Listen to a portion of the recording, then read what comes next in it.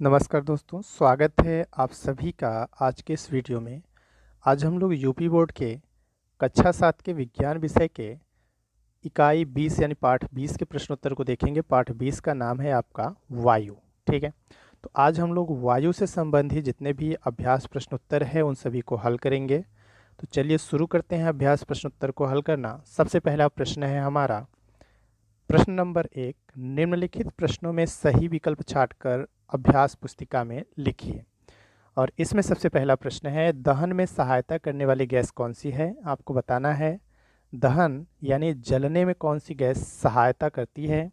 Option है carbon dioxide, oxygen, argon या nitrogen. ठीक है, तो हमारा सही उत्तर है ऑक्सीजन। दहन में सहायता करने वाली गैस हमारी कौन सी है? ऑक्सीजन। ठीक है, जिसका संकेत क्या होता है? हमारा ऑक्सीजन का संकेत होता है हमारा O2।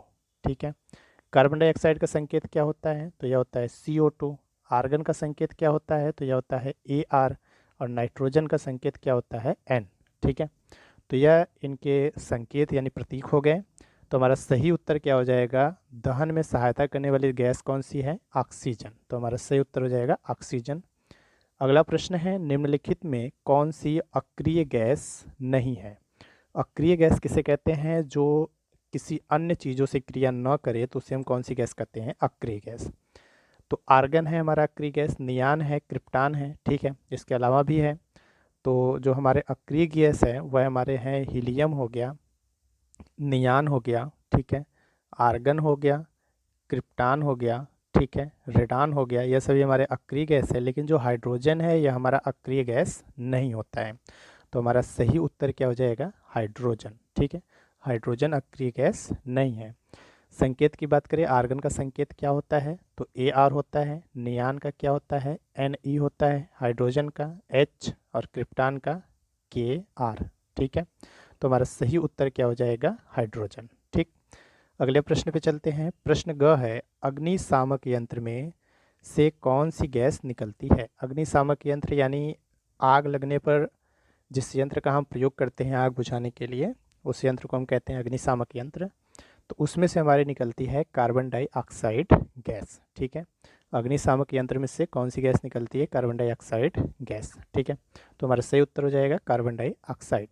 अन्य चीज़ों के संकेत की बात करें तो हीलियम का संकेत हमने पढ़ा था अभी He। कार्बन डाइऑक्साइड का संकेत क्या होता है? CO2। ऑक्सीजन का O2 और नाइट्रोजन का N। ठीक है, आगे बढ़ते हैं। प्रश्न यह है, सामान्यतः वायु के किस घटक की मात्रा परिवर्तनीय है?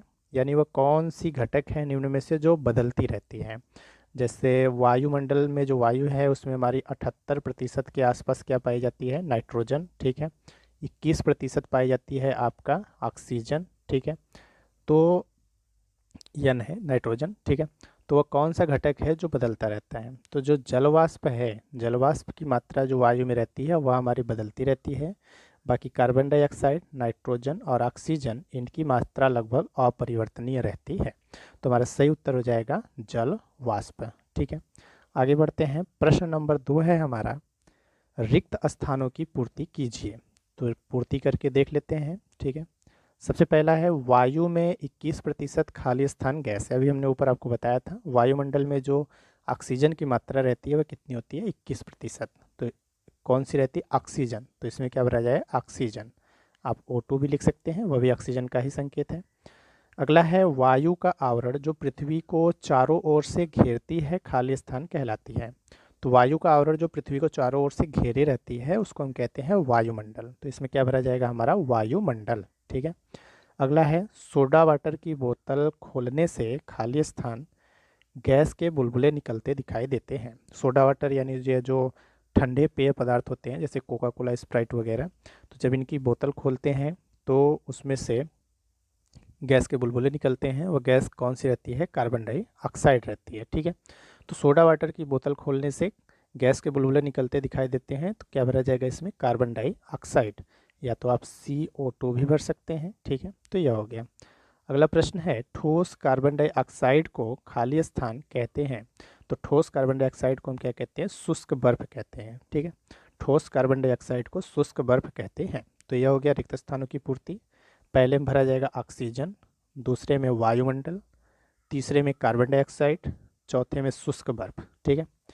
प्रश्न नंबर 3 है आपका, सही कथन के आगे सही तथा गलत कथन के आगे गलत का चिन्ह लगाइए। ठीक है, तो चलिए देख लेते हैं चिन्ह लगा करके। सबसे पहला प्रश्न है, वायु मानव क्रियाओं द्वारा प्रदूषित होता है। यह बिल्कुल सही बात है। वायु को प्रदूषित करने में मानव का सबसे बड़ा योगदान है। ठीक है, तो वायु मानव क्रियाओं द्वारा प्रदूषित होता है, तो ये हमारा क्या रहेगा, सही रहेगा। आगे है, वायुमंडल में 21% नाइट्रोजन उपस्थित है। तो यह गलत है, क्योंकि वायु में 21% ऑक्सीजन उपस्थित है, न कि नाइट्रोजन। और नाइट्रोजन का प्रतिशत कितना रहता है, 78%, 78%। ठीक है, तो हमारा यह क्या रहेगा, गलत रहेगा। आगे बढ़ते हैं। अगला प्रश्न है, गर्मी के मौसम में वर्षा की अपेक्षा कम आर्द्रता उपस्थित होती है। तो यह सही है हमारी। ठीक है, गर्मी के मौसम में वर्षा की अपेक्षा कम आर्द्रता उपस्थित होती है। अगला प्रश्न है, नाइट्रोजन उर्वरक बनाने में प्रयुक्त होता है। तो ये हमारा सही है। जो यूरिया रहती है वह एक नाइट्रोजनी उर्वरक है, तो नाइट्रोजन का प्रयोग उर्वरक बनाने में किया जाता है। तो यह हो गया हमारा सही गलत। पहला सही रहेगा, दूसरा गलत है, तीसरा सही रहेगा और चौथा भी सही है। ठीक है, बढ़ते हैं अगले प्रश्न पे। अगला प्रश्न है प्रश्न नंबर 4, निम्नलिखित प्रश्नों के उत्तर दीजिए। इसमें सबसे पहले है, कैसे सिद्ध करेंगे कि वायु में जलवाष्प उपस्थित है। आप यह कैसे सिद्ध करेंगे कि वायु में जलवाष्प उपस्थित है। तो इसके लिए एक प्रयोग करना है। एक गिलास की बाहरी सतह अच्छी तरह से सुखा करके पोंछ लेना है सबसे पहले। ठीक है, कांच का गिलास या कोई भी गिलास लेकर के उसकी बाहरी सतह को अच्छी तरह से सुखा करके पोंछ लेना है। अब उसमें पानी के साथ बर्फ डालकर थोड़ी देर रख देते हैं। रख देने पर गिलास की बाहरी सतह पर आप देखेंगे पानी की छोटी छोटी बूंदें दिखाई देती हैं। ये बूंदें गिलास में रखे जो पानी था उससे नहीं आती हैं, बल्कि कहाँ से आती हैं, बर्फ युक्त जल से भरे गिलास की जो बाहरी सतह होती है तो बाहर की हवा को ठंडा कर देती है। उससे गिलास की बाहरी सतह से जो भी हवा टकराती है उस हवा को क्या कर देती है, ठंडा कर देती है। और वायु में जो जलवाष्प की मात्रा उपस्थित रहती है, जलवाष्प गिलास की सतह पर संघनित हो जाती है, यानी जमने लगती है। इस प्रयोग से यह सिद्ध होता है कि वायु में जलवाष्प उपस्थित होता है। ठीक है, यानी एक गिलास लेना था जिसमें हमें बर्फ वगैरह डाल देने थे। कुछ देर बाद आप देखेंगे यह जो बाहरी सतह है इस पर जल की छोटी छोटी बूंदें दिखाई देती हैं। तो यह कहाँ से आती हैं, यह हमारे जो वायुमंडल की जलवाष्प है वही संघनित हो जाती है। ठीक है, आगे बढ़ते हैं। प्रश्न ख है, दो गैस जारों में से एक में ऑक्सीजन और एक में कार्बन डाइऑक्साइड उपस्थित है, कैसे पता लगाएंगे कि किस जार में कौन सी गैस है। ठीक है, तो करना क्या है, एक जलती हुई मोमबत्ती या माचिस की तीली दोनों जारों में डालकर देखेंगे। यदि मोमबत्ती या तीली जलती रह जाती है तो जार में ऑक्सीजन गैस उपस्थित है, और यदि तीली बुझ जाती है तो जार में कार्बन डाइऑक्साइड गैस उपस्थित है। ठीक है, तो इससे हम पता करेंगे कि किस जार में ऑक्सीजन है और किस जार में कार्बन डाइऑक्साइड है। चूँकि ऑक्सीजन जलने में सहायक होता है तो मोमबत्ती या माचिस की तीली जलती रहेगी, और कार्बन डाइऑक्साइड जो होती है वो बुझाने में सहायता करती है, तो माचिस की तीली या जो जलती हुई मोमबत्ती रहेगी वह क्या करेगी, बुझ जाएगी। ठीक है, आगे बढ़ते हैं। प्रश्न ग है आपका, अग्निशामक यंत्र का स्वच्छ नामांकित चित्र बनाकर इसके कार्य की विधि समझाइए। ठीक है, तो सबसे पहले अग्निशामक यंत्र के बारे में देख लेते हैं, उसके बाद उसका चित्र देखेंगे। तो अग्निशामक यंत्र, इस यंत्र का बाहरी कक्ष धातु का बना बेलनाकार बर्तन है जिसमें सोडियम कार्बोनेट का विलयन भरा होता है। इस बर्तन के अंदर एक छोटी बेलनाकार शीशी होती है जिसमें सल्फ्यूरिक अम्ल भरा जाता है। उपयोग के समय इस उपकरण को उल्टा करके जमीन पर पटक देते हैं।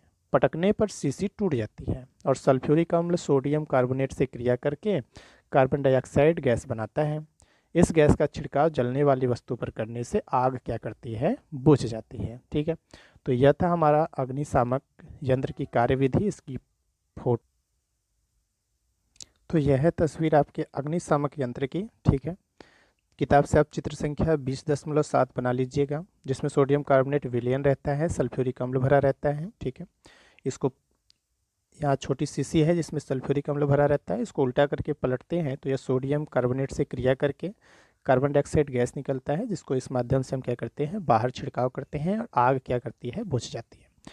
तो यह चित्र आपको बनाना है। ठीक है, चलिए आगे बढ़ते हैं अगले प्रश्न पर।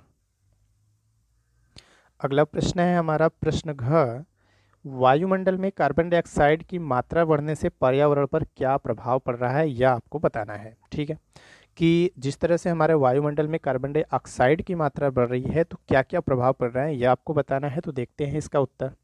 वायुमंडल में कार्बन डाइऑक्साइड की मात्रा बढ़ने से ताप में वृद्धि हो गई है, जिससे भविष्य में जो ध्रुवीय क्षेत्रों की बर्फ है वो पिघलने का खतरा बढ़ गया है। कार्बन डाइऑक्साइड गैस सूर्य की ऊष्मा को अंतरिक्ष में वापस जाने से रोकती है। परिणामतः पृथ्वी का तापमान लगातार बढ़ रहा है। इसका मानवीय जीवन पर भी विपरीत प्रभाव पड़ रहा है। ठीक है, तो यह हमारा कार्बन डाइऑक्साइड की मात्रा बढ़ने से पर्यावरण पर होने वाले कुछ प्रभाव हैं। ठीक है, तो इस तरह से समाप्त होते हैं हमारे प्रश्नोत्तर। अगर वीडियो अच्छी लगी हो तो लाइक कीजिएगा, खराब लगा हो तो डिसलाइक कीजिएगा, दोस्तों के साथ शेयर करने लायक होगा तो शेयर कीजिएगा। और अगर नए हैं, अच्छा लगा होगा, इसी तरह से अन्य पाठों के प्रश्नोत्तर चाहते हैं तो चैनल को सब्सक्राइब जरूर कीजिएगा। ठीक है, धन्यवाद।